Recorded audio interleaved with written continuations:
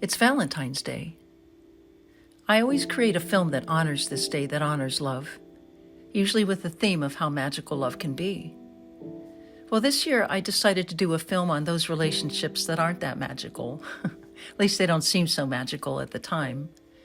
Those relationships that don't last or don't play out the way you hoped, despite your best efforts. And all the flowers and chocolates in the world couldn't seem to change the outcome. Are they any less meaningful and valuable than those relationships that do last? I don't think so.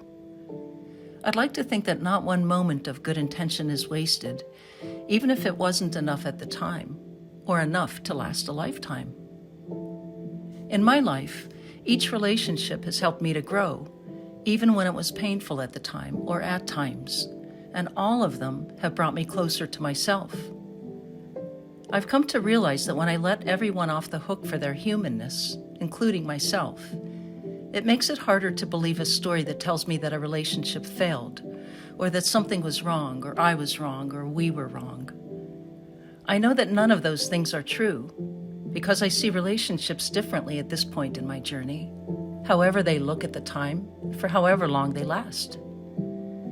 I see them now as intimate soul contracts that were made from the metaphysical green room, where we mix and match our needs and desires before we arrive.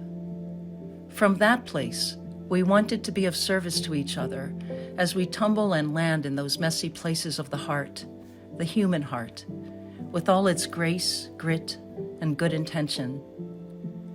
We're like awkward angels, vulnerable, yet hopeful that our beauty will be noticed more than our awkwardness, or that somehow our awkwardness can be seen as beauty.